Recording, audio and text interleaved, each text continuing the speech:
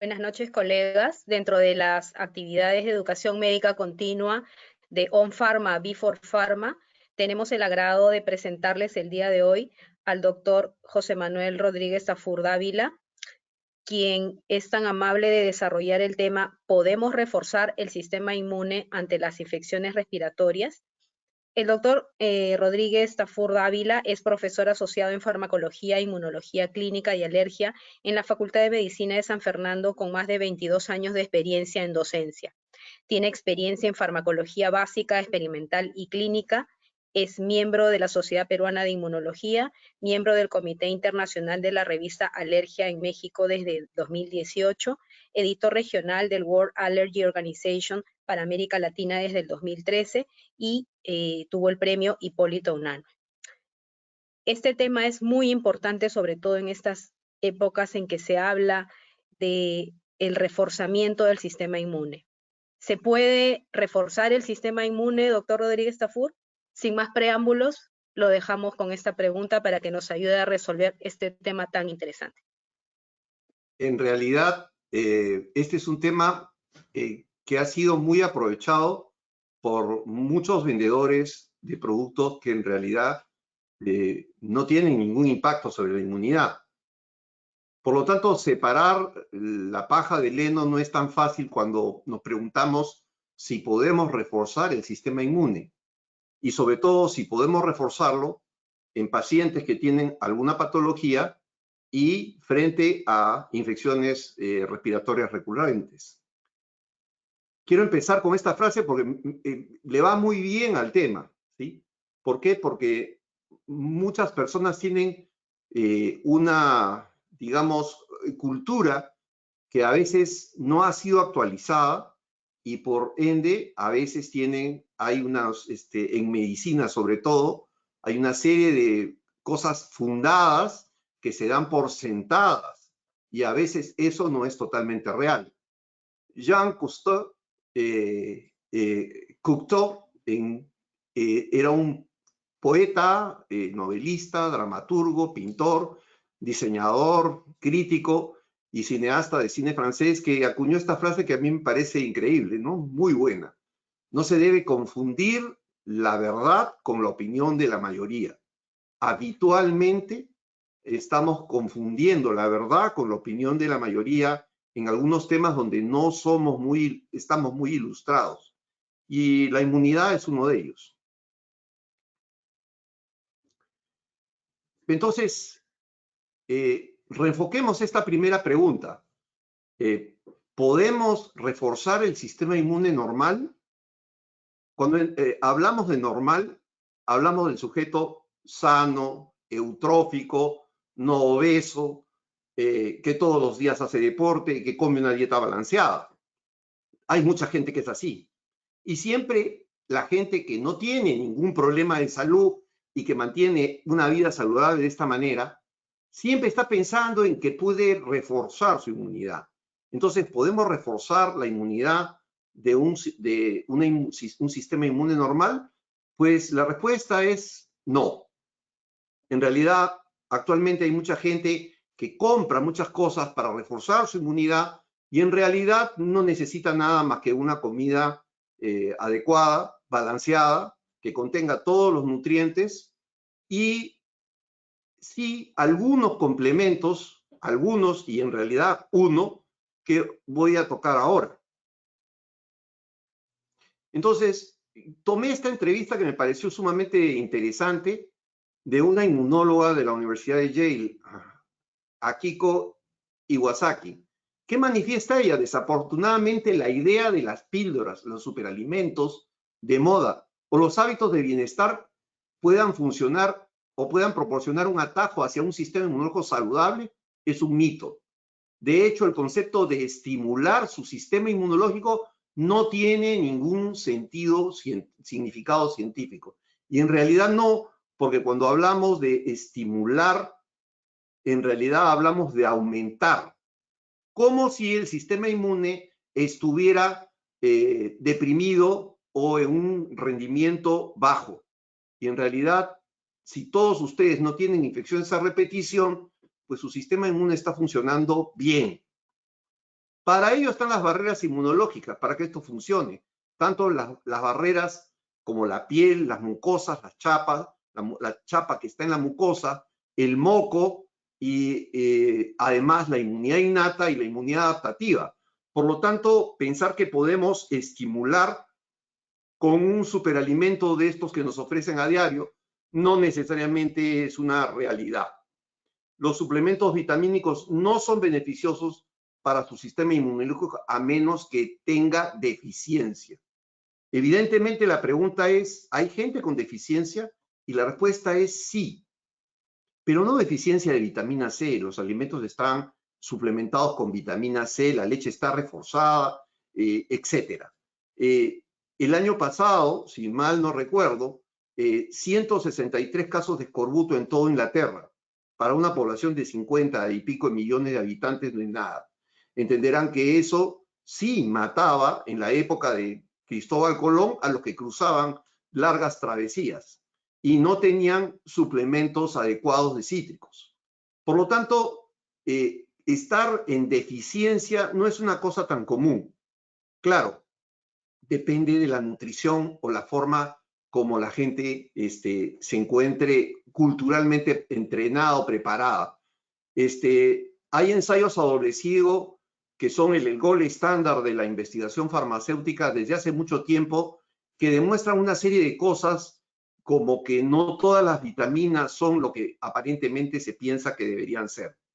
En el año 1994, un gran ensayo sobre 29.133 finlandesas de 50 años, todas fumadoras, mostró que la suplementación de beta-caroteno, en lugar de disminuir la incidencia de cáncer de pulmón, la aumentó en 16%, tanto en el estudio finlandés, que era el ATBC, como en el estudio CARRET que se llevó a cabo en Estados Unidos con suplementación de vitamina A o beta-caroteno. Además, se publicaron otro estudio de 1.000 fumadores pesados en 1996 que tuvo que finalizar casi 2 años antes, tuvo que hacerse el cut del estudio porque se demostró que la suplementación de beta-caroteno y vitamina A aumentó en 28% las tasas de cáncer pulmonar y un aumento del 17% en la mortalidad. Entonces, tenemos que revisar el concepto de suministración de vitaminas. Hace mucho tiempo, en algún momento, en alguna conferencia fuera del país, escuché que en la alcantarilla en Estados Unidos hay más vitaminas que en la sangre de las personas que viven en Estados Unidos. Por lo tanto, hay un vicio de suplementación de muchas de estas cosas que todavía no han sido adecuadamente evaluadas en su seguridad. Creemos que reforzar la inmunidad es tomar cantidades navegables de vitaminas y de repente lo que estamos haciendo es acelerar algunas formas de tumores. Hace muy poco, no más de 6 años o 5 años, se produjo un gran estudio sobre la suplementación del complejo B y se encontró que el complejo B también estaba ligado a un aumento de la incidencia de cáncer de colon. Por lo tanto, no podemos asegurar que consumir vitaminas en forma irracional, sobre pretexto de aumentar nuestra vitalidad y aumentar nuestras defensas, sea lo más razonado. Entonces hay que separar claramente lo que es el mito de la realidad. Y yo les voy a poner un ejemplo sumamente sencillo que les pone, en realidad, siempre nos han inculcado y hoy es una verdad prácticamente aceptada por todos. Una buena copa de vino tinto del sureste de Francia es lo mejor que hay para protegerse del corazón. Este concepto salió de la investigación de un grupo de expertos, en realidad dirigidos por este doctor Deepak K. Das.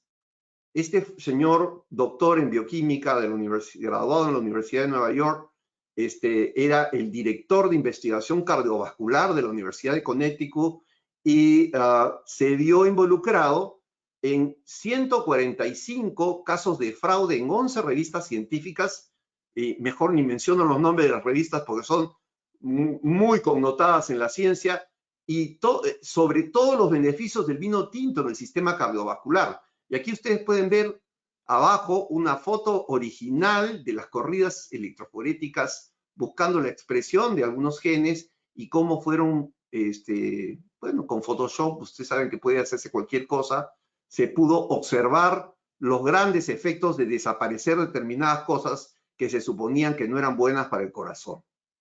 Dentro de sus retracciones está el plagio de texto, la falsificación, la fabricación de datos, la falsificación y fabricación de imágenes, así como estudios, muchos de los cuales todavía siguen usándose como referencia.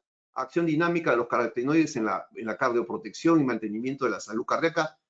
Cuando hablamos de 145 casos de fraude, aproximadamente hablamos como de 80 a 100 estudios que hablaban de la gran capacidad protectora que tenían algunas vitaminas y especialmente el resveratrol en modelos, lo que ha sido casi todo retractado porque se probó que eran fraudes.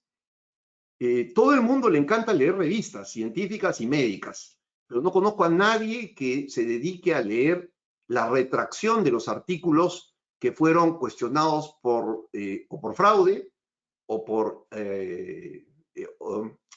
recojo de datos en forma inexacta o por precisiones que en realidad no fueron tan precisas ni tan concluyentes.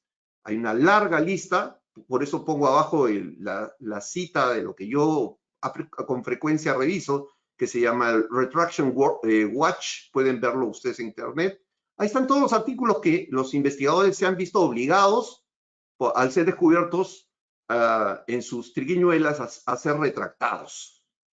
Entonces, no todo lo que brilla es oro en la ciencia. Hay que tener grandes filtros para descubrir a grandes vivos como este señor Deepak Das.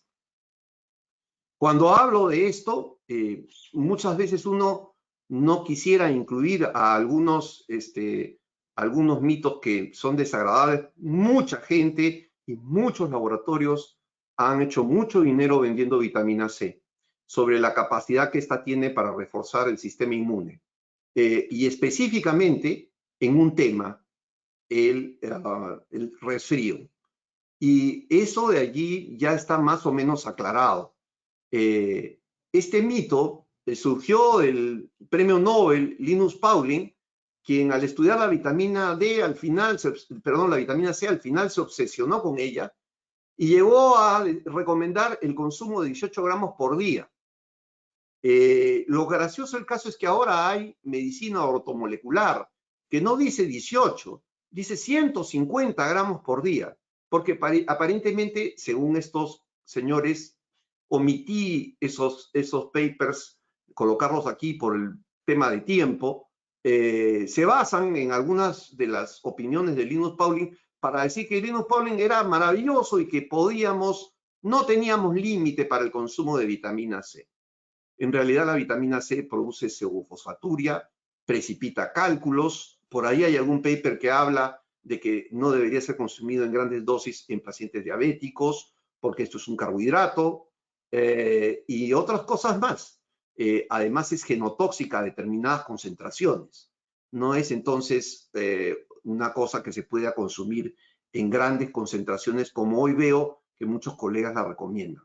Lo más interesante es que en una revisión del Cochrane sobre vitamina C y prevención en el tratamiento del resfrío, se observó que no tenía efecto la vitamina C en la duración o la gravedad de los resfríos en más o menos una comparación de 11.306 ensayos.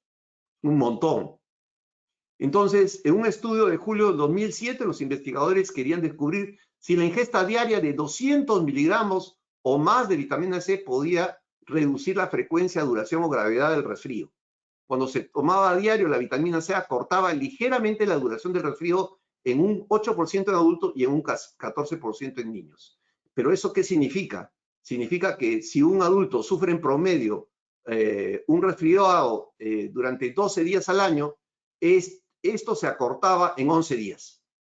Y si un niño promedio sufría alrededor de 28 días de resfrío, la ingesta diaria de altas dosis de vitamina C lo convertía en 24 días. En realidad, eso no se llama protección, porque no evitaba de ninguna manera el resfrío.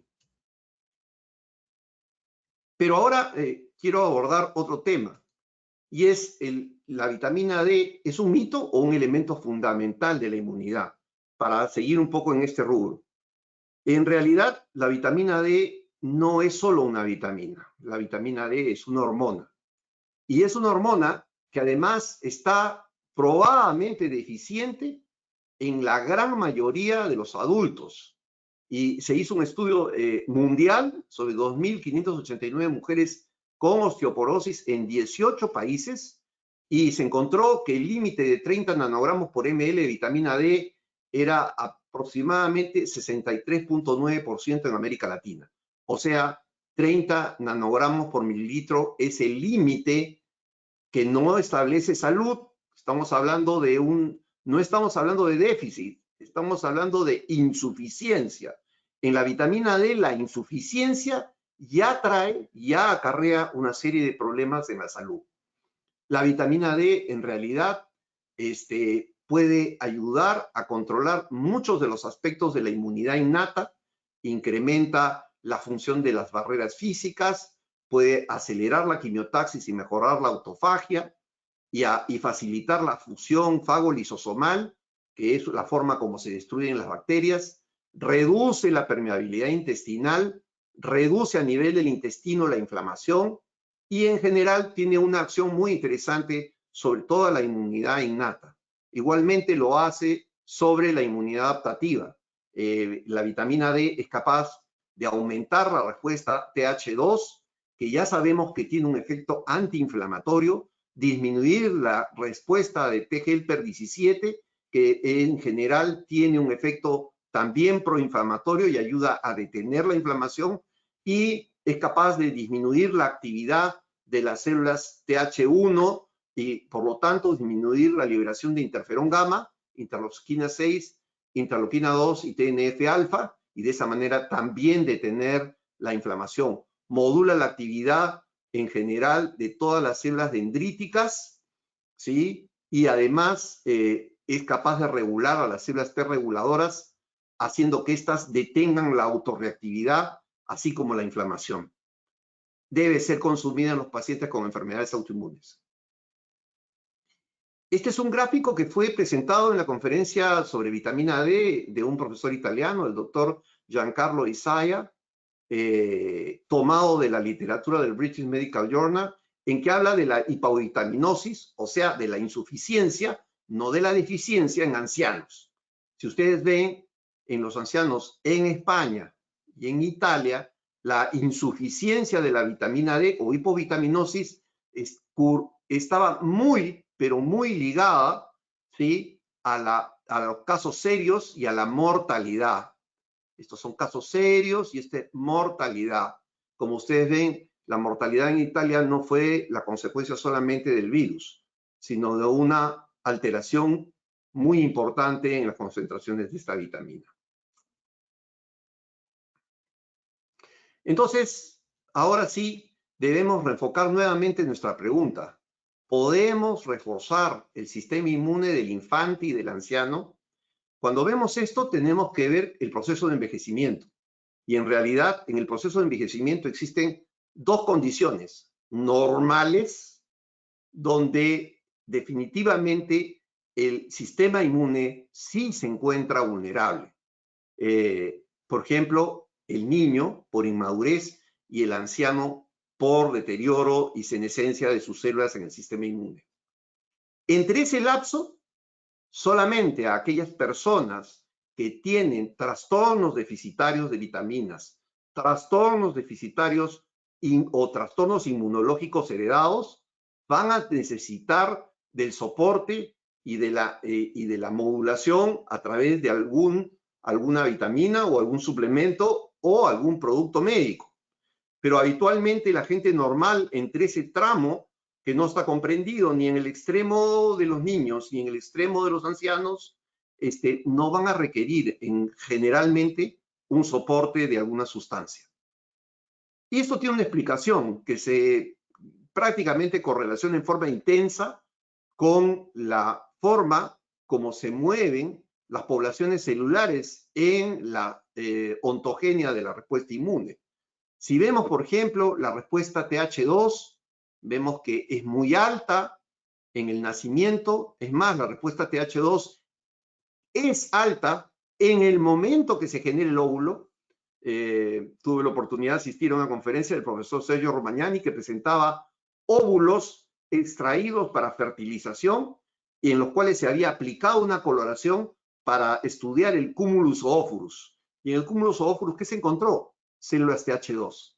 O sea, habían linfocitos TH2 que apenas salía el óvulo para ser fecundado, ya estaba resguardando al óvulo. Vale decir que sí, pues las células TH2 son un marcador muy importante en el transcurso de la ontogenia de la respuesta inmune en el niño. Esta va a decaer con el tiempo. Luego tenemos la respuesta TH1, que es en realidad la que estructura la respuesta adaptativa más importante, que es la inmunidad celular, porque la otra es la inmunidad por anticuerpos. Si vemos TH1 es baja en los niños y baja igual en la senescencia, muy entrada a la senescencia. Y cuando vemos las células T reguladoras, estas células T reguladoras, hay una alta regulación al inicio de la vida y la regulación va perdiéndose poco a poco la capacidad de regular. Por lo tanto, sabemos que en la vida media del adulto y en la senescencia, la aparición de enfermedades autoinmunes es más posible.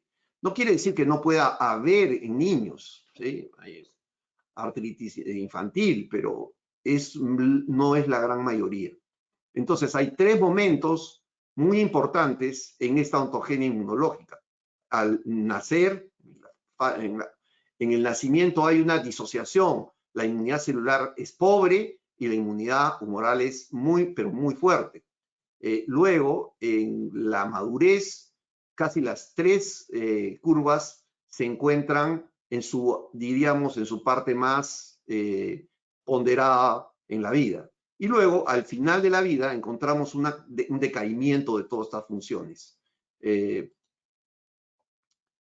Entonces, hay eventos muy importantes en la vida donde sí hay un aumento de vulnerabilidad y el periodo neonatal es uno de ellos. Hay un aumento de la susceptibilidad a las infecciones comunes y oportunistas. Hay una disminución de las células B en la zona marginal del tejido linfoide y una disminución de la expresión de células B que marcan CD21. CD19, 20 y 21 son los marcadores de maduración de las células B y evidentemente en los niños hay una limitada capacidad de respuesta de las células B a pesar de que sí hay una gran maduración de células T, pero aparentemente las células B no son capaces de ser adecuadamente estimuladas al inicio en la etapa neonatal. Entonces, por ende, hay una inmunidad de memoria ausente o débil, hay niveles bajos de IgG materna, cuando ya se acaba la IgG transferida por la madre, hay baja reserva de neutrófilos, la función de los neutrófilos está disminuida, la actividad natural killer igual, la transmisión de señales a través de los receptores TOP también, y la producción de citoquinas como los componentes del complemento todavía no se encuentran en su mejor momento de producción. Esto es una revisión muy interesante sobre inmunodeficiencia secundaria que incluye a SIDA, hecha por Javier Chinen y el profesor William T. Sher.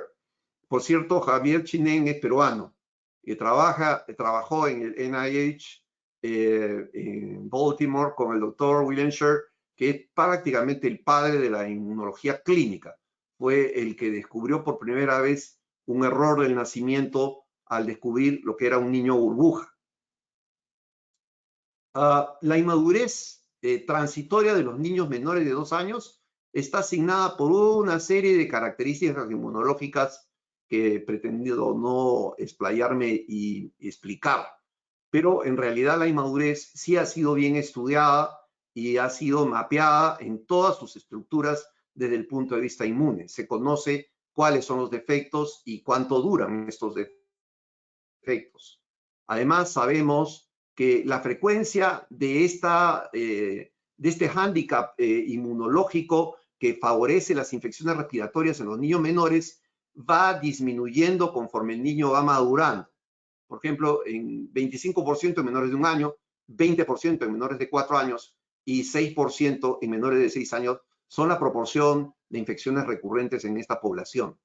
Inmadurez temporal, inmunodeficiencia primaria, inmunodeficiencia secundaria, en realidad es una forma de inmadurez temporal que produce un bache en la respuesta inmunitaria normal del niño. Esto en un extremo, pero en el otro extremo de la vida tenemos más o menos lo mismo.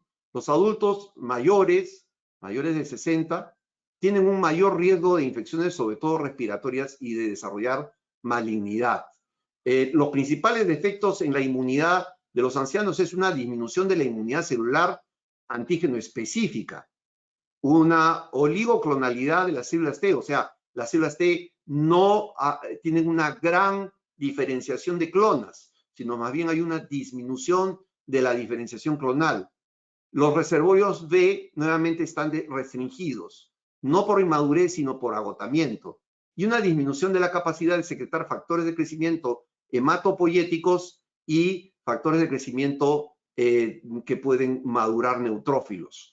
Entonces, ya al final de la vida, solamente nos queda mucha inmunidad innata y mucho menos inmunidad adaptativa que pueda responder, y eso ya ha sido perfectamente estudiado.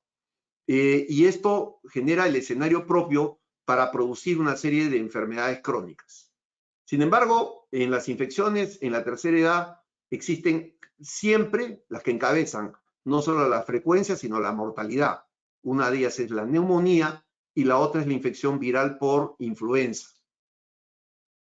Esto es muy importante porque la neumonía, tanto en niños como en ancianos, puede ser muy peligrosa. Y la influenza es una de las patologías que más ancianos ha matado y mata en Estados Unidos. Yo no he tenido la oportunidad, o sea, mejor dicho, acá hay influenza, pero la influenza no está tan extendida ni causa la mortalidad tan grande que causa en Estados Unidos.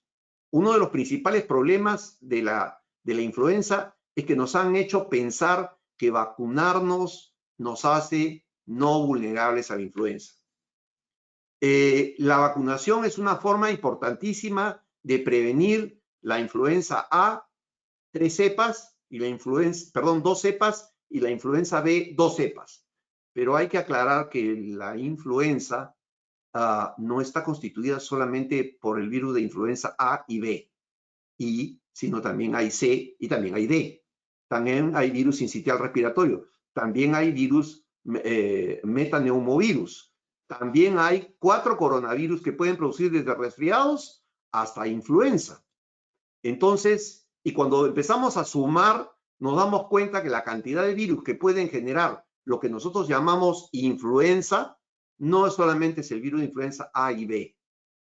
Por lo tanto, cuando vacunamos, no necesariamente estamos protegidos para el desarrollo de la gripe o influenza. Entonces, ¿cuál es el nivel de protección? Varía. En una encuesta en Estados Unidos hace algún tiempo, la gente tenía la percepción que la protección estaba por el 48%. Pero eso depende, uno, de los lotes de vacunación.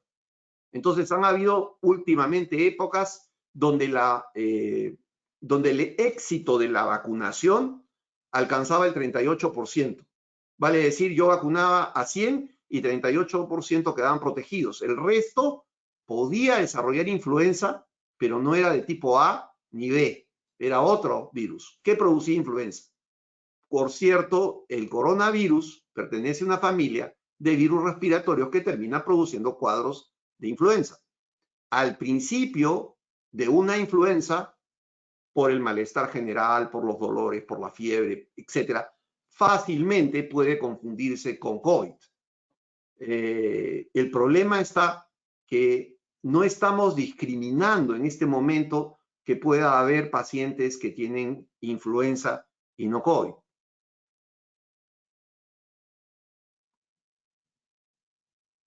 Vamos a hablar, entonces, ¿podemos prevenir las infecciones en el aparato respiratorio? En realidad, hay varias medidas, ¿no? hay intervenciones médicas, intervenciones quirúrgicas.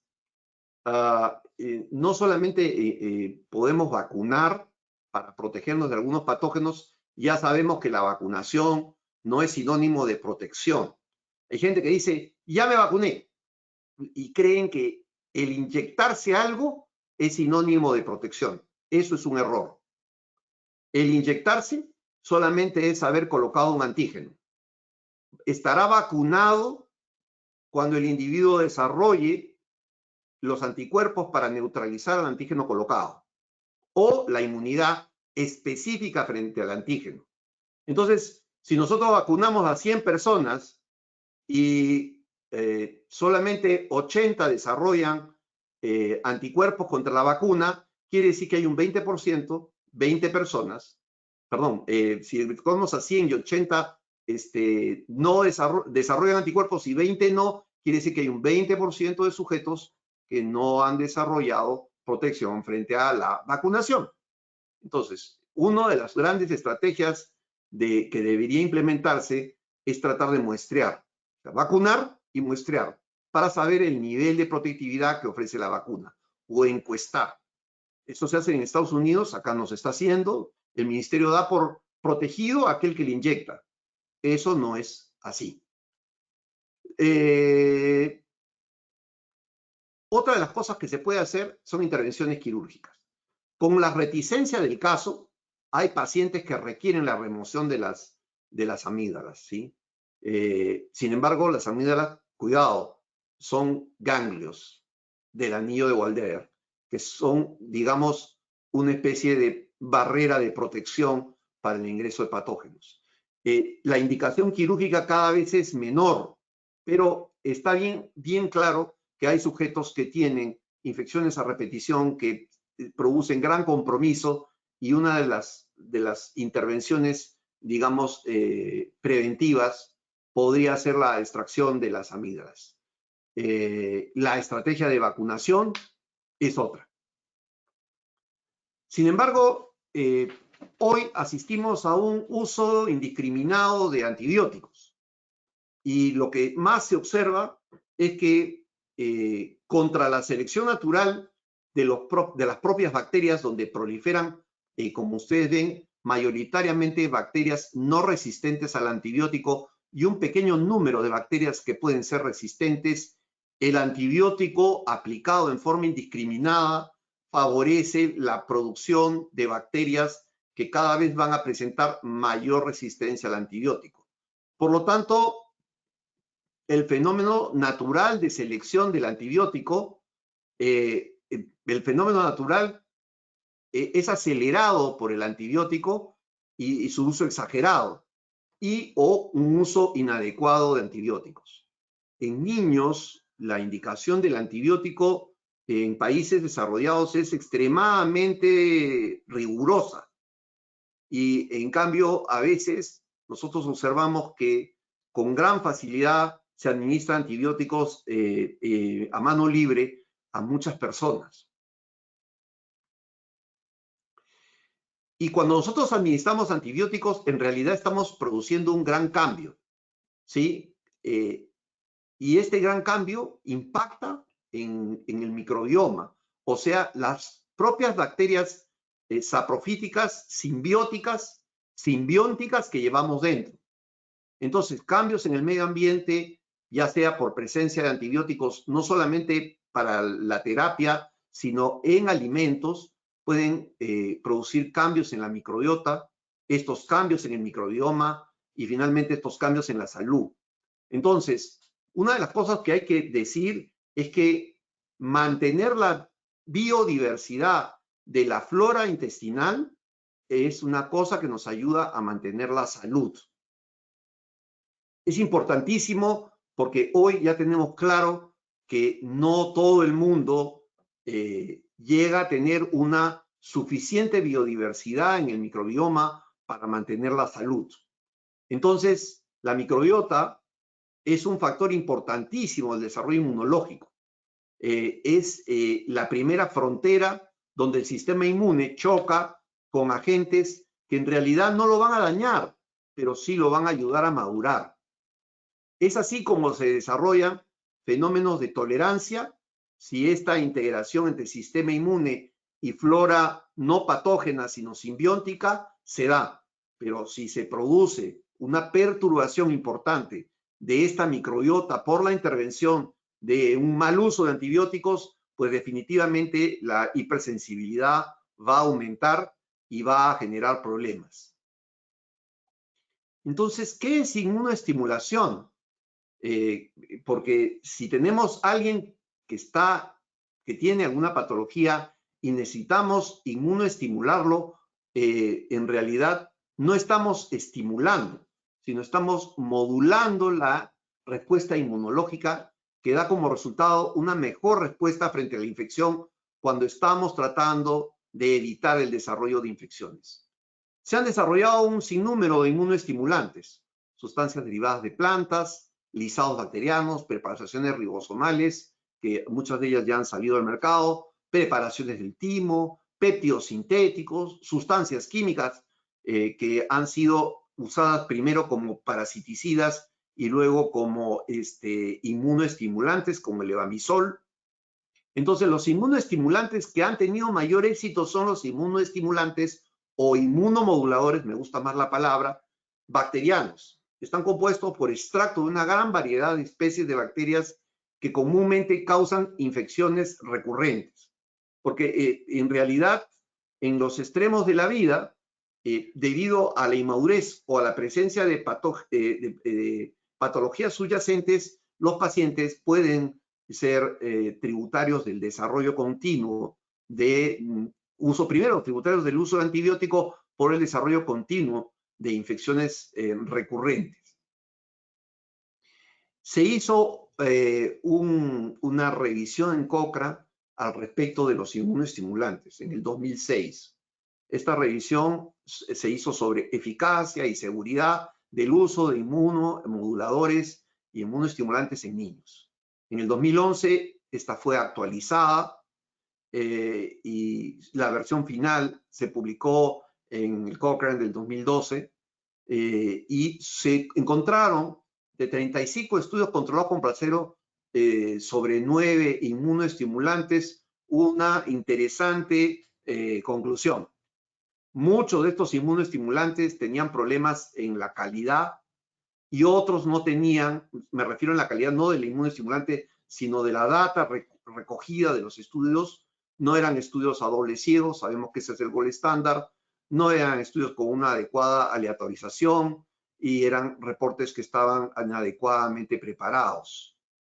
Todo eso se pudo obtener una tabla y de todos los inmunomoduladores que fueron ensayados, en realidad,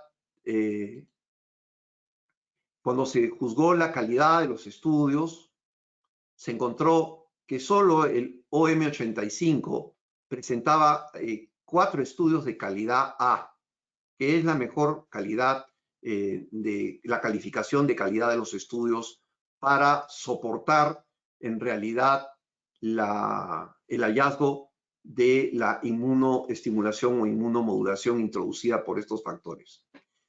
El OM85 es un estandarizado de fracciones bacterianas.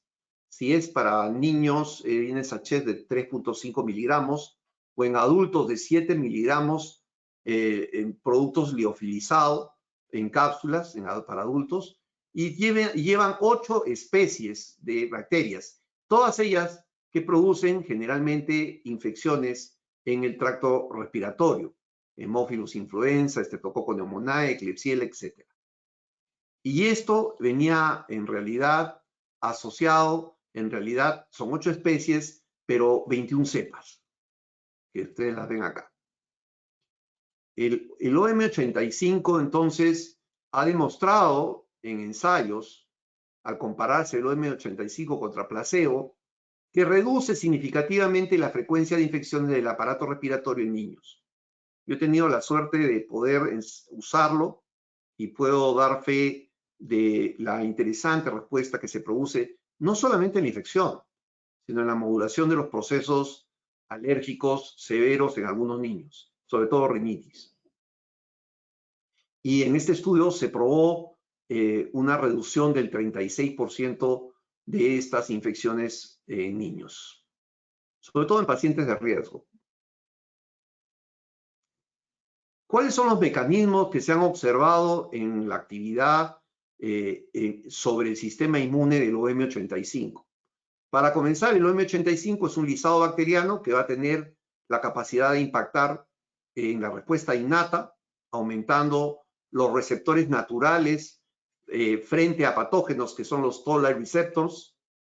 Va a tener un aumento de la respuesta adaptativa sobre células TH1, ya vamos a ver cómo las modulan. Vamos a tener un aumento de células dendríticas reguladoras. Eso ha quedado muy claro no solo en los estudios experimentales en in vitro, sino también in vivo. Y además aumenta los linfocitos T reguladores a nivel intestinal. Hay pues lo que se llama una inmunomodulación de mecanismo dual. Y para entenderlo mejor, vamos a entrar a hablar de cómo se produce esto. Las células dendríticas son capaces de producir un grupo de células, aumentar la tolerancia frente a patógenos, y otro grupo de células dendríticas son capaces de exacerbar la respuesta inmune, disminuyendo la tolerancia. Así, el OM85 a nivel de la mucosa intestinal puede activar a las células dendríticas que marcan con el CD103 y puede expandir esta población a nivel de la mucosa intestinal. Esto va a llevar consigo un incremento de la liberación de interleuquina 10 y factor transformante beta. La interleuquina 10 sabemos que tiene un efecto antiinflamatorio básicamente y disminuye aumenta el umbral de tolerancia. Y el TGF-beta también hace lo mismo, pero además es un gran madurador para el aumento de la producción de células T reguladoras y además de inmunoglobulina A. Esto genera definitivamente un aumento de la tolerancia y contrarresta el efecto que tienen las células dendríticas CD11B positivas, que son aquellas que disminuyen la respuesta de las células reguladoras, disminuyendo la tolerancia frente a los patógenos. Entonces aquí lo que se observa es un aumento de la actividad de las células dendríticas y un aumento de la tolerancia. Todo esto está enlazado por diferentes fenómenos. Entonces, ¿cómo se da la inmunoestimulación?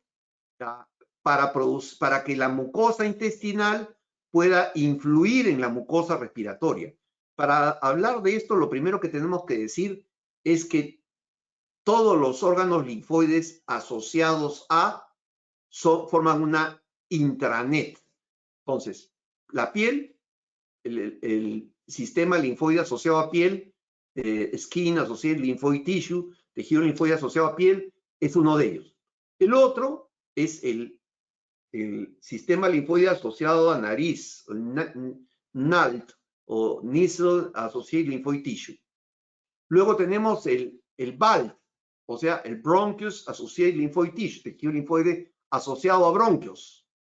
Y luego tenemos el GALT, o sistema linfoide asociado a intestino, Gut Associated Lymphoid Tissue.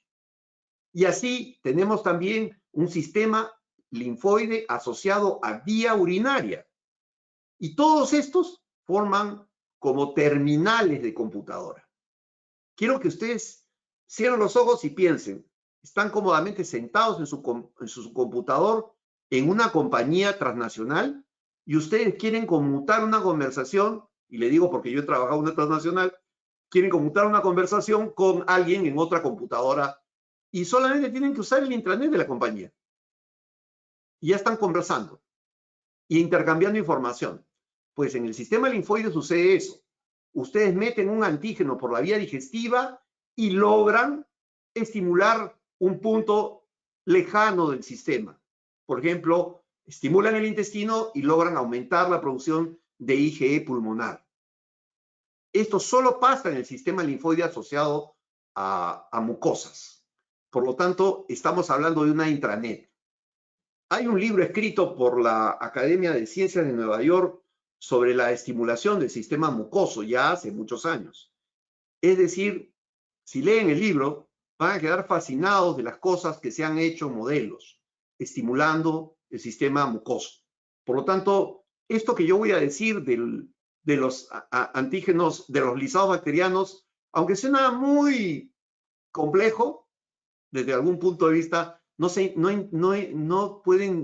tienen ni la menor idea del potencial que tiene el sistema mucoso. Para darles una idea, nosotros podemos tener, por ejemplo, un animal que se le administra un murino, que se le administra una bacteria que produce diarrea, que produce disentería. Si ustedes trituran las bacterias y las meten en gotas nasales, el umbral del animal para el inóculo que produce la patología aumenta el umbral de forma tal que con el primer inóculo que ustedes pueden infectar a todos los animales, este animal no le pasa absolutamente nada.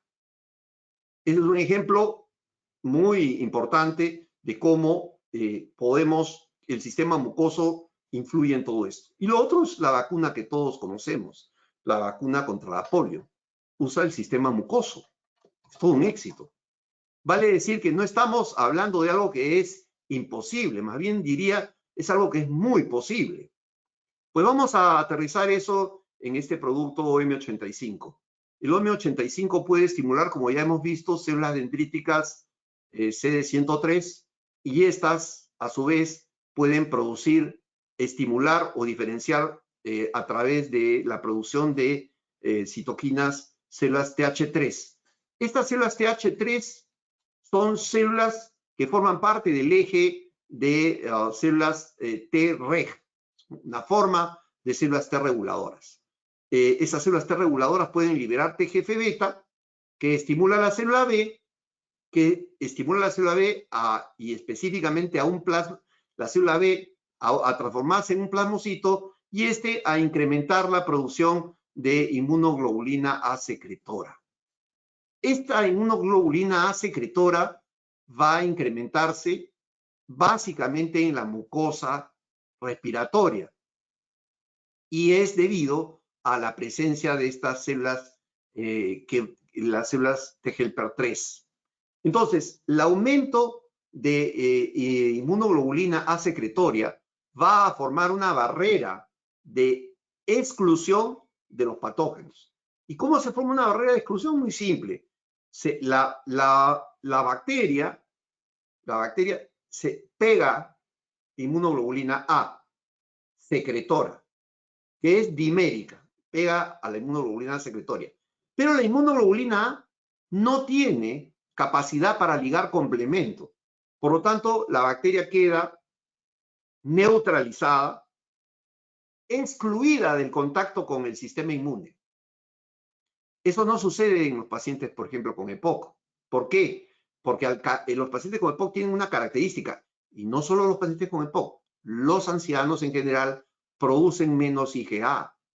Y al producir menos IgA, si una bacteria ingresa y no hay IgA que la neutralice, ¿cuál va a ser el siguiente camino?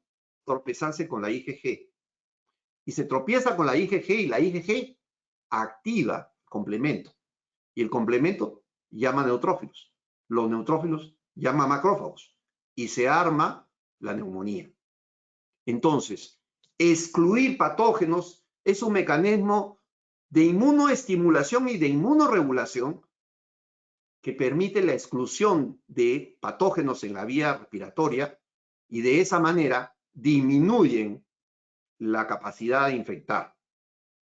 Aquí quiero decirles algo muy chico sobre lo que sucede con el COVID. Hemos estado conversando con un colega que es médico, estudió conmigo en la universidad y él ahora dirige un centro hospitalario en Alemania. Él es cirujano emergencista, tiene una unidad y en esta unidad salen a brindar servicios de cobertura, tanto diagnóstica como de identificación de pacientes con COVID-19. Estos pacientes, estos paramédicos y médicos que están en este servicio, que son como 150, han sido tomados en un muestreo para evaluar por eso hay gente que está en contacto constante, claro, con un gran equipo de protección, pero están constantemente en contacto con el COVID-19. Y entonces, lo que han observado es que hay pacientes, hay sujetos que no hacen IgA, no hacen IgG, no hacen IgM, no elevan, pero sí elevan una cantidad brutal de IgA. Y la pregunta es, ¿están infectados o solo son contactos? ¿O solo es inmunidad de barrera? No presentan síntomas, no presentan nada. ¿Son portadores? Si no tienen IgA, no tienen IgM, no tienen IgG, no tienen prueba molecular positiva, no están con COVID, pero están con IgA alta, han estado expuestos y sus mecanismos de defensa han funcionado como barrera. Sin embargo, la IgA sí es un marcador de aparición temprana de COVID. Hay algunos que no desarrollan el COVID, pero hay algunos que tienen IgA alta y tienen marcadores de IgM, IgG y carga viral positiva. Ahí no se usan las pruebas rápidas, entonces todos son moleculares. O pruebas de ELISA o pruebas de quimioluminiscencia. La IgA se mide por quimioluminiscencia. La IgG y la IgM puede ser por quimioluminiscencia o por ELISA. No son tan precisas las mediciones ahí, es mucho mejor quimioluminiscencia.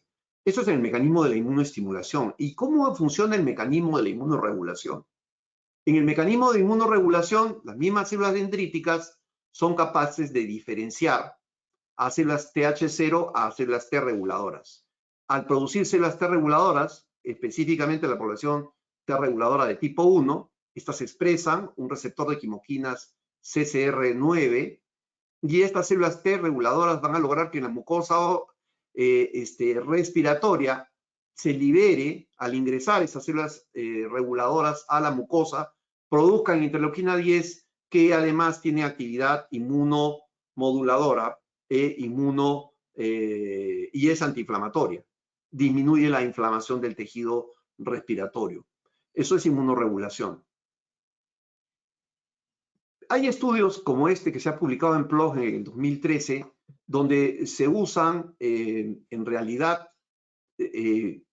estudios in vitro para demostrar la capacidad que tienen este OM85 de producir disminución o aumento de algunos marcadores. Aquí lo que se ha hecho es estudiar en pacientes con EPOC, se ha visto.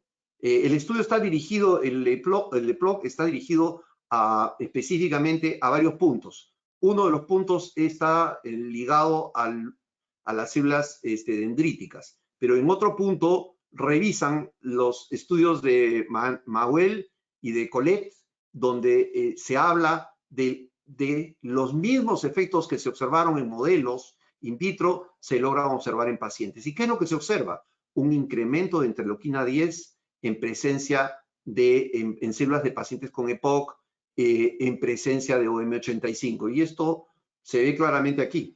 Comparado contra el control, miren, el P es muy significativo en todos y hay un aumento básicamente de IL-10, ¿sí? ¿Sí? A las diferentes dosis tanto de interferón gamma como TNF-beta. ¿Sí? Y esto puede controlar la producción excesiva de mediadores químicos. Otra de las cosas que se ha observado en estudios es cómo se influye en el inflamosoma, que en realidad el inflamosoma es un concepto donde lo que se modula es un factor transcripcional que es el factor NF-κB. Y básicamente este factor debería regular la síntesis de interleuquina 1B y de interleuquina 18. Se contrapone al fenómeno de autofagia. En Scientific Reports de Nature se observa que el OM85 en modelos de células dendríticas y en modelos de animales puede inmunomodular con elevación importante de la actividad antiviral al aumentar el interferón beta y al disminuir la actividad básicamente, al disminuir la capacidad que tiene el inflamosoma de inducir inflamación. También se ha observado en este reporte el estudio del interferón de tipo 1, beta, y se observa un incremento en presencia del OM85 en mayores dosis sobre células dendríticas. Y no se ha visto activación del inflamosoma con disminución de la producción de interleuquina 1 beta a la estimulación del lipopolisacárido y además a la estimulación del sulfato de aluminio, que es el alum, ¿sí? Que es un inductor de respuesta, es un adyuvante.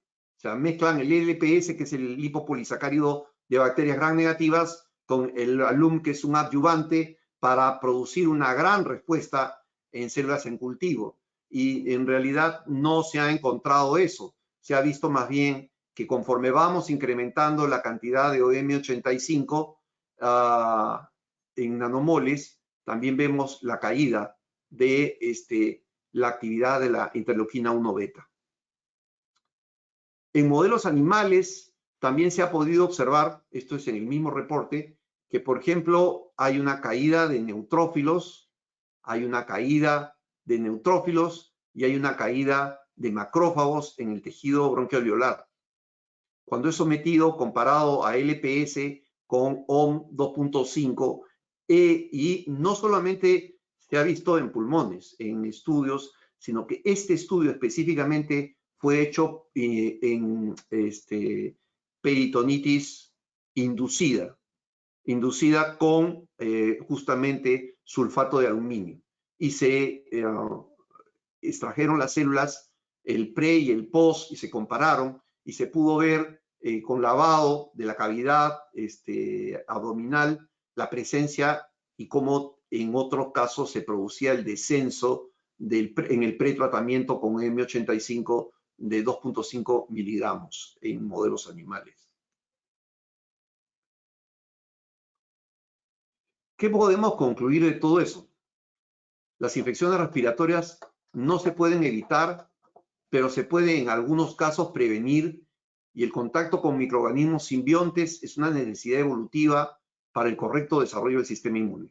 Va a decir, si ponemos estimulación bacteriana o bacterias apropiadas, el sistema inmune va a responder a la presencia de estas bacterias produciendo un aumento de la barrera. Ya sabemos que no solamente son células reguladoras, sino fundamentalmente inmunoglobulina A, que sabemos que es un sistema de exclusión inmune. Las infecciones respiratorias y las enfermedades alérgicas están relacionadas con desequilibrios fundamentalmente del sistema inmune. Los simbiontes y patobiontes, y especialmente con el medio ambiente, se va a poder restablecer el equilibrio en presencia de bacterias que puedan ayudar a estimular la inmunidad. El inmunomodulador OM85 producido con lisados bacterianos de patógenos de la vía aérea pueden ayudar a prevención de la IRA y de las enfermedades respiratorias agudas, introduciendo inmunoestimulación, inmunoregulación en la respuesta inmune, disminuyendo las infecciones y su recurrencia sobre todo. Y pueden regular la tolerancia del sistema inmune para disminuir la inflamación, aumentando los mecanismos de exclusión inmune que específicamente en niños inmaduros como en ancianos, obedece a la tasa de producción de IgA secretoria. El OM85 se vislumbra como una opción terapéutica en rinitis, en el asma en niños y en infecciones recurrentes en adultos mayores por EPOC o bronquitis crónica. Yo creo que con esto doy por concluido la presentación. Espero la pregunta de nuestros colegas y de los que estén presentes al otro lado del webcam. Muchísimas gracias y pues vamos a dar pase a las preguntas. Gracias, doctor. Todavía no he terminado, sí. doctora. Perdón. Me faltaba remarcar algo, porque no hemos terminado. En realidad, hablar un poco del esquema de tratamiento, porque todo esto es muy lindo, pero si no aterrizamos el producto que tiene además aprobación del DIGEMIT como de múltiples organismos internacionales regulatorios, el producto se vende de dos formas, en cápsulas de 7 miligramos o en sachet de 3.5, las cápsulas en adultos y en jóvenes que puedan deglutirlas, y el sachet en niños pequeños, ¿sí? Y se usan en tramos, ¿sí? Primer mes, 10 días y se descansan 20, segundo periodo, 10 días y se descansan 20, tercer periodo, 10 días y se descansan 20. Hay pacientes, esto es un poco la experiencia. Yo he tenido pacientes que han hecho un ciclo y han mejorado y la mamá me pregunta, bueno, claro, no era un bebé, pero era ya un niño de 14 años y ha mejorado, pero ¿usted cree que podría prolongarlo? Y yo, bueno, usando mi mejor criterio, he repetido el esquema, porque con 3 meses no cerramos la temporada difícil en el país. Nosotros tenemos un clima frío gran parte del año, diría yo, 3 o 4 meses de verano, pero todo el resto no hay una gran diferencia entre el otoño y el invierno. Lima es una ciudad muy húmeda. Y entonces, como es muy largo el periodo de tiempo en que hay poca luz solar, etcétera, yo lo he hecho así y a mí me ha ido bien. Hay otros colegas que han empleado en pacientes con alergia un esquema diferente. Dan todos los días por 30 días y luego esperan un periodo y dan en el siguiente mes 10 días y de ahí se descansan 20. Bueno, esto es una opción que que es off-label, fuera de etiquetado. En realidad la recomendación es esta, pero todo va a tener que ver mucho con la respuesta del paciente. Esa es mi recomendación. En realidad, ahora sí, con esta puesta de sol que me hace recordar los lindos días de verano y que nos hace recordar que nos falta sol, pues los dejo de todas maneras y espero sus preguntas. Gracias, doctor Rodríguez, como siempre, por su excelente presentación. Es súper interesante este tramo importante que nos deja usted al medio, ¿no? Se supone que entre ambos extremos de la vida estamos todos sanos, se supone, pero ha marcado usted bien el territorio en el que se supone que todos hacemos ejercicios, todos tenemos una dieta sana, en fin, ¿no? Sí, pero yo quiero de todas maneras establecer, doctora Boyano, el tema de que hay un abuso de una serie de superalimentos, vitaminas y una serie de cosas que no tienen ninguna prueba médica. De acuerdo. Y que este abuso también puede ser peligroso. De acuerdo. Sin embargo, en este grupo y en esta etapa, también existen pacientes fumadores, asmáticos, y Lima particularmente es una ciudad húmeda y muy contaminada. En una de sus presentaciones anteriores recuerdo haber escuchado el tema de las micropartículas, ¿no? Sí, dice el combustionado. Me gustaría si usted puede comentar algo al respecto.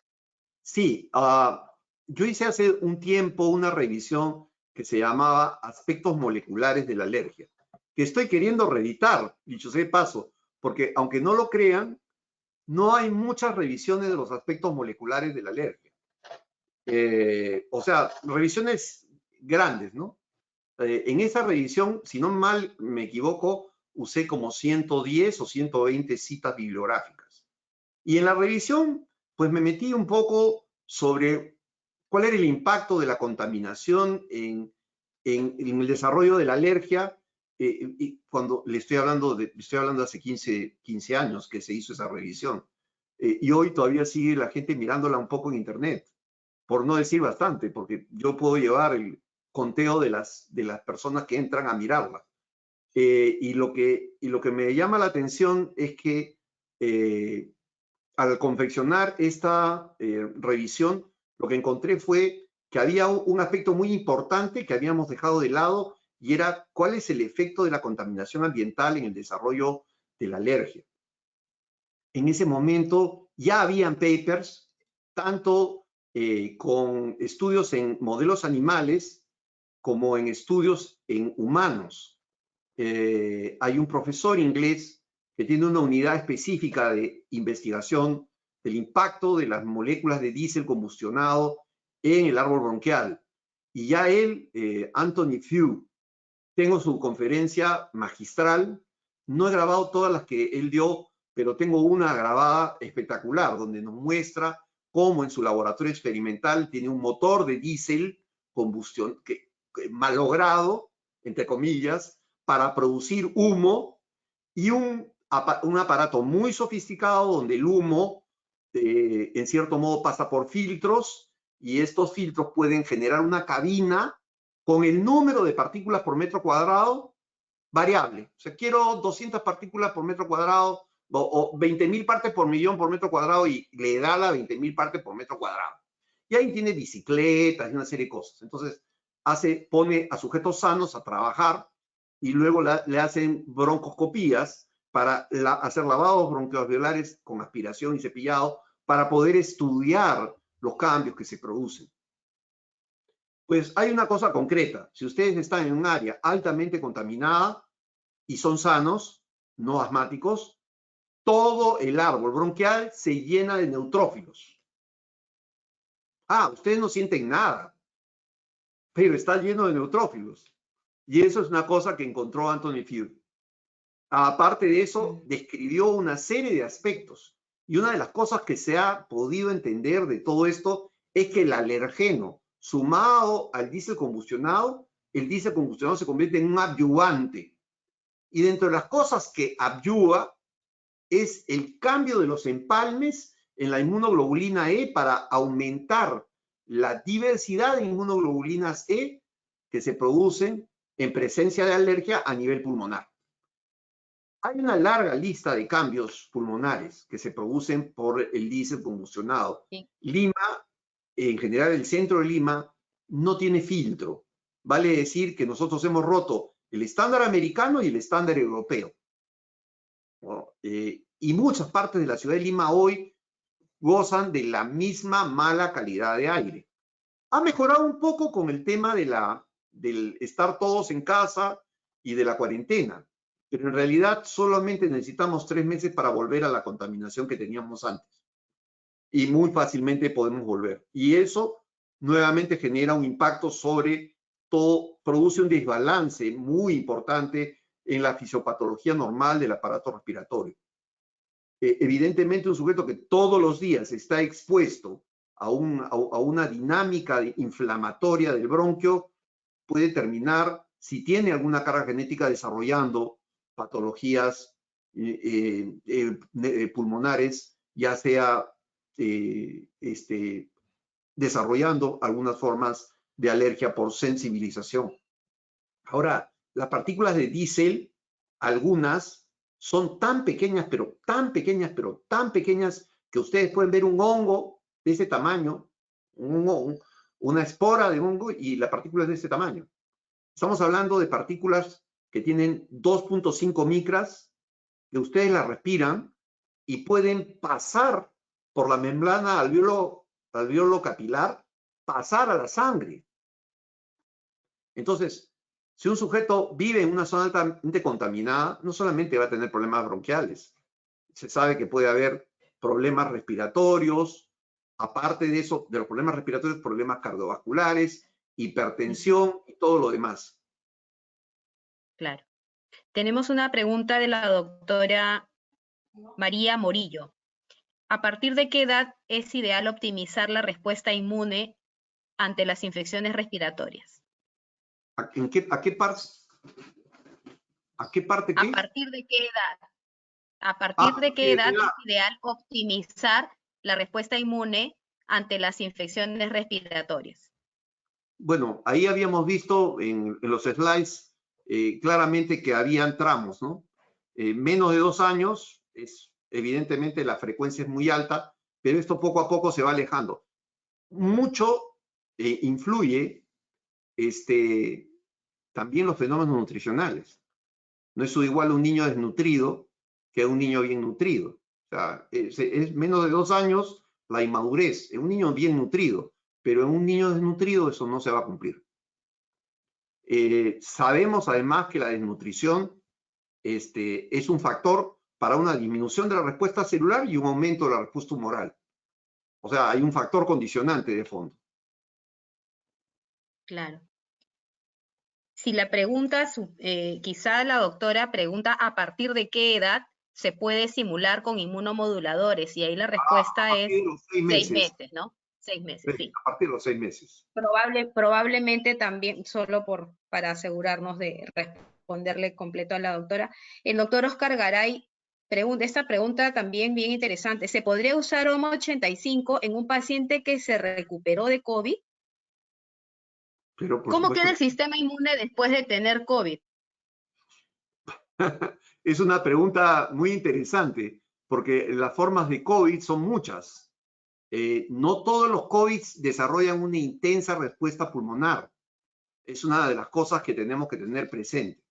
No toda la gente hace un síndrome y estrés respiratorio del adulto. Hay gente que hace solamente una gran inflamación de garganta, algunos cambios traqueales y hace más bien un COVID digestivo con diarreas intensas y mucha deshidratación. Hay mucha gente que fallece más por deshidratación que por COVID en el norte, sobre todo por el calor. Y se ha observado una predominancia de diarreas. ¿Cómo queda el sistema respiratorio? Pues muy dañado. Si nosotros vemos el árbol bronquial de un sujeto o básicamente cortes histológicos de un paciente que ha tenido una influenza, lo que vamos a ver es una descamación del epitelio superficial con pérdida del borde cepillo, con pérdida de moco. Entonces, va a haber un largo periodo de reparación y evidentemente un gran periodo de inflamación. No es el momento más apropiado para introducir un antígeno, ¿correcto? Hay que esperar que eso termine de repararse. Se va a aumentar la inmunidad celular en los sujetos y sobre todo inmunidad humoral mucoso en los sujetos post-COVID, sí. Sí, claro que sí. Sobre todo IgA, porque esto se ha dosado. Hay gente que hace respuestas muy grandes por IgA. Entonces, yo creo que habría que esperar un tiempo prudencial en que el sujeto alcance el equilibrio. Ojo, acá hay gente que está diciendo, si el paciente hace un síndrome de estrés respiratorio y el paciente además eleva dímero D, lo que quiere decir que hay microtrombos pulmonares, y tiene una placa comprometida al 25, 30, 40 o 50% del pulmón y es tributario de administrarle enoxaparina, ¿sí? Estamos frente a un paciente que en realidad parte de la patología es trombótica, ¿correcto? Y probablemente si se produce la muerte va a ser por un fenómeno trombótico. Entonces, esto de aquí no nos lleva claramente a un derrotero para un uso de un inmunomodulador en forma inmediata. Y por otro lado, siempre decir lo que tengo más o menos claro, que los sujetos que están con enoxaparina, esta enoxaparina pasado el cuadro agudo, ¿debe retirarse? Es una muy buena pregunta, porque yo estoy viendo que hay pacientes que salen de alta, han estado 15 días, 20 días en la UCI, salen, les dan 1 o 2 semanas de enoxaparina y ahí, chao, se va a su casa ya sin nada. Bueno, eso no es muy razonado. Hay pacientes que han tenido COVID y 2 meses después o 1 mes y medio después debutan con infarto cardíaco o stroke o lo que sea. Sabemos que no solamente lesiona el pulmón, sino produce cambios muy importantes en la circulación y sobre todo en la agregación plaquetaria produciendo fenómenos protrombóticos, incluso habiendo periodos más o menos largos donde ya no había infección y el paciente estaba en plena recuperación. Tuve la oportunidad de manejar un COVID internacionalmente Parece una broma, pero es verdad. Tengo un amigo, que es muy amigo mío, que hizo COVID en Estados Unidos y es médico, es internista, pero él está en el área de oncología y cuando le dio COVID dijo, voy a llamarlo a Juan a ver qué cosa puedo hacer. Y nos pusimos un poco a hablar y le digo, mira, vas esto, esto, esto. Entonces dijo, ah, bueno, me pongo la enoxaparina porque además el dímero D de él estaba alto, como 8 o 10 veces alto, el valor límite. Entonces se puso su enoxaparina. Empezó una semana, la semana y media, ya estaba mucho mejor, ya incluso hizo una forma de COVID solamente digestivo, con muy poca molestia respiratoria. En realidad nunca dejó de estar por encima de 95 de saturación. Y él dijo, bueno, ya estoy bien, dejo la enoxaparina. Es el criterio de un internista. Entonces dijo, dejo la enoxaparina. Porque además había hablado con otros colegas en Estados Unidos. Déjale enoxaparina.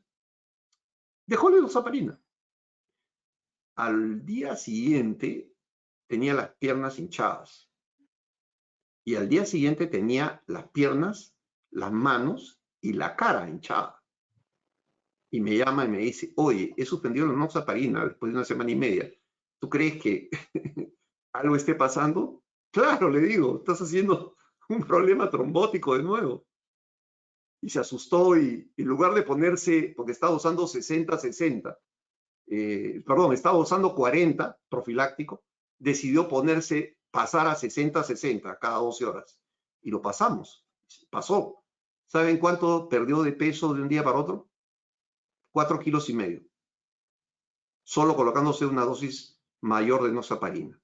Y se fue al hospital, preguntó a todos los asistentes de ahí, dijeron, no, 2 semanas más y te lo quitas. Se fue un experto del hospital, que era experto en trombosis y experto en COVID, y le dijo, no, terapia profiláctica 3 meses.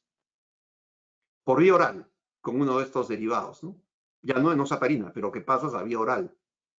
Pero hay gente que aquí está retirándole el enoxa y chao, hasta luego, y 2 meses después o 1 mes y medio después se muere de infarto. Esto para darnos cuenta de que no estamos hablando de una enfermedad en que yo pueda decir, sí, pasado el mes, póngale OM85 al paciente. No es así. Yo no estaría pensando en, después de esa tremenda estimulación, estar pensando en inmediatamente estimularlo. No, de ninguna manera. Ok. Los lisados bacterianos, acá tengo, los lisados bacterianos tienen componentes bacterianos, ¿no? Patrones moleculares asociados a los patógenos, que son restos de bacterias. Sin embargo, tienen o estimulan la respuesta antiviral hacia las infecciones. ¿Nos podría explicar de qué manera, doctor? En realidad, la respuesta, se ha visto que, bueno, ahí estamos viendo que lo que sucede es que se incrementa el interferón de tipo 1, o sea, todos los interferones antivirales. Cuando ustedes estimulan con el OM85, hay prueba del incremento de los interferones de tipo 1.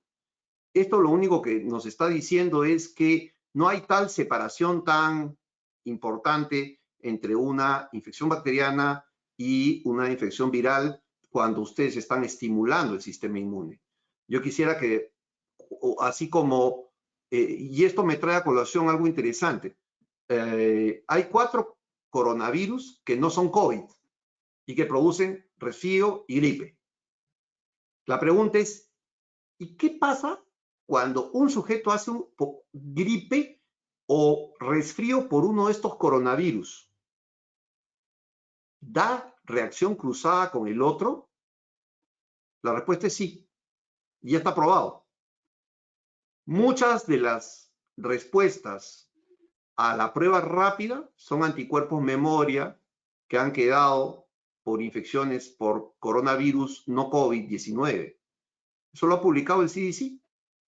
Además, acaba de publicarse un estudio que demuestra con sangre preservada del año del año 2019, con sangre preservada, se ha buscado en las hendiduras de los linfocitos T estructuras de homología con los coronavirus no COVID y con los coronavirus COVID-19.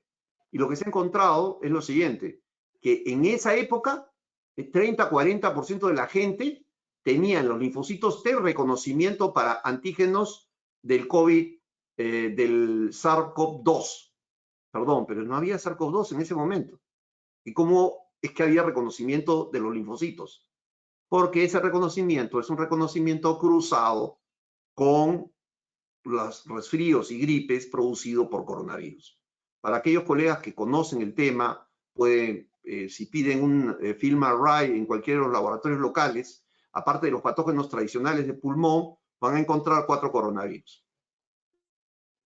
O sea que si yo quiero hacer las cosas bien, le pido un FilmArray para plotear los coronavirus y le hago una prueba molecular. Si me sale la prueba molecular positiva y ningún coronavirus en el FilmArray de los coronavirus no COVID, sé que es COVID. Pero ¿qué pasa si le hago una prueba rápida, una prueba rápida y le hago estos coronavirus y me salen los 2 o 1 de los coronavirus produciendo respuesta en el FilmArray y la prueba rápida me sale positiva? Por si acaso ya hay publicación de dengue positivo con prueba rápida a COVID. Es porque no hay tal especificidad como se piensa. Cuando ustedes hacen una infección muy severa, si miden anticuerpos contra otros patógenos, van a encontrar que hay una elevación de los anticuerpos en forma más o menos importante.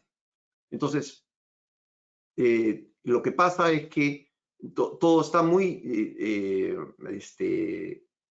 segmentado en la educación. Pensamos que el sistema inmune, cuando entra un patógeno, solamente se encarga de... No, pero al retrotraer la actividad inmune, se montan otras respuestas.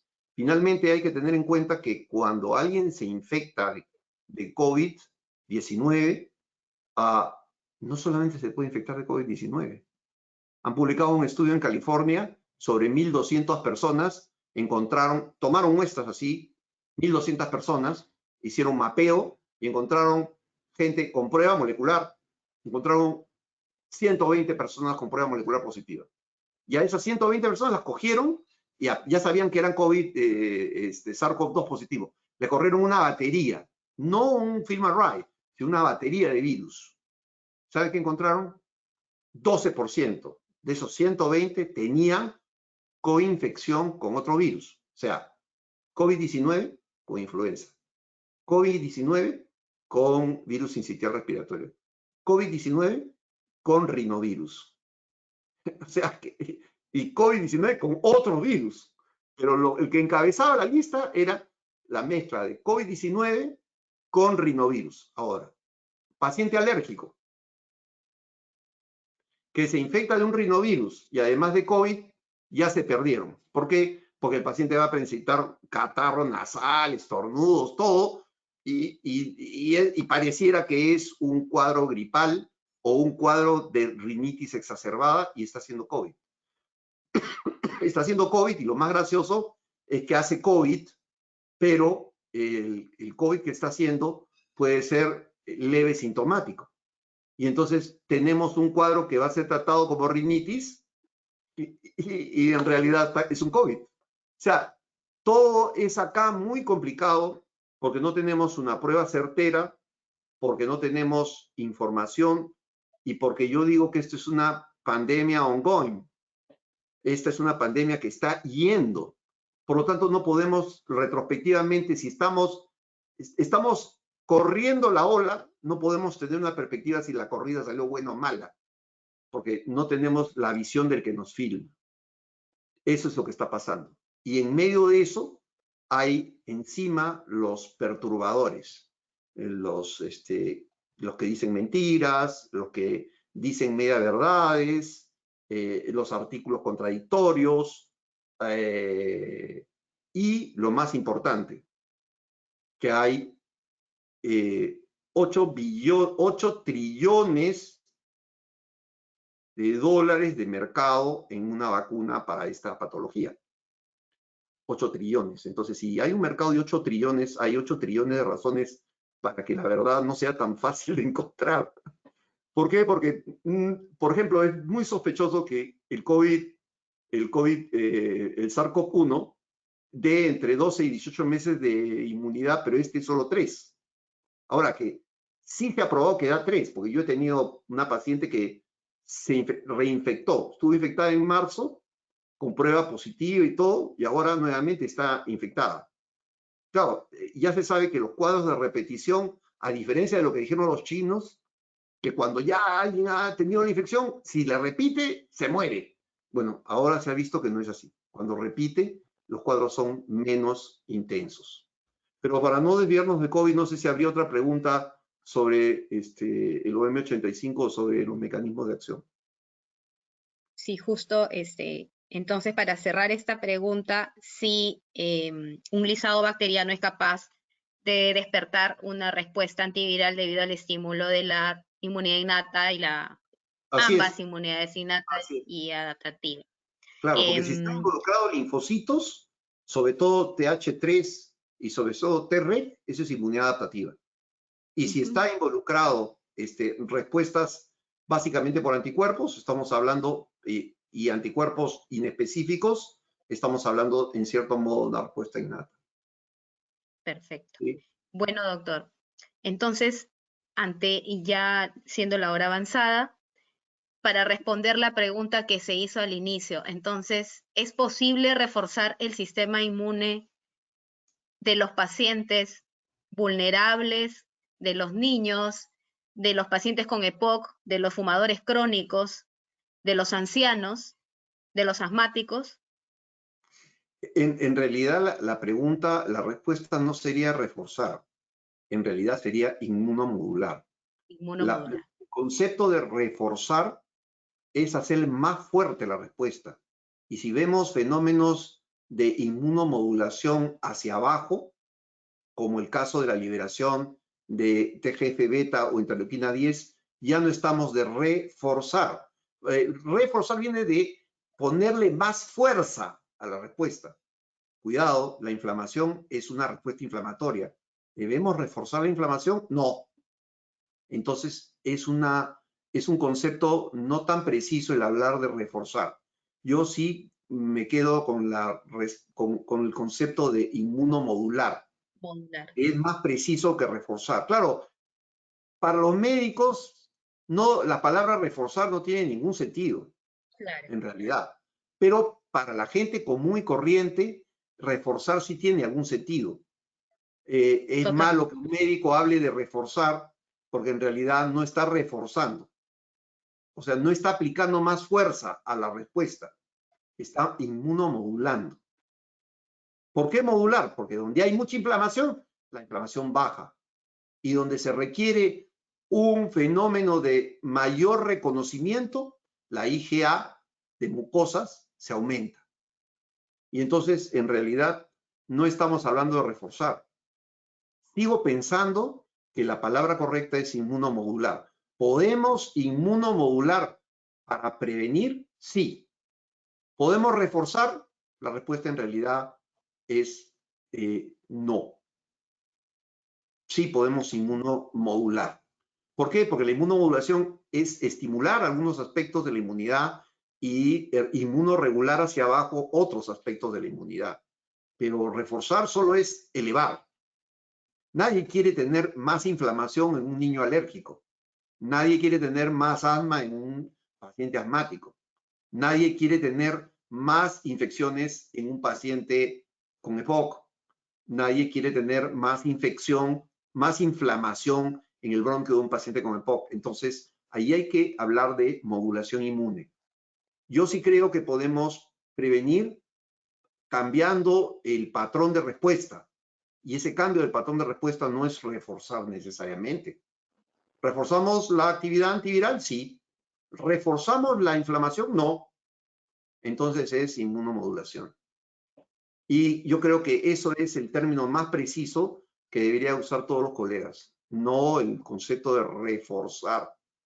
Como vuelvo a repetir, nadie quiere reforzar lo malo, solo lo bueno. Y la Claro, esa es la inflamación idea. es buena, ¿no? ¿Ah? Esa es la idea. Esa es la Sí, idea. Bueno, muchísimas gracias, doctor, por su ponencia y muchas gracias a los asistentes a esta reunión. Los invitamos a nuestro sitio web www.enlacescientifico.com, donde pueden encontrar y poder volver pueden revisar esta presentación y otras presentaciones de doctor Rodríguez y otros temas interesantes en relación al trabajo médico. Muchísimas gracias y buenas noches. Gracias, doctor Rodríguez. gracias a todos ustedes por estar aquí.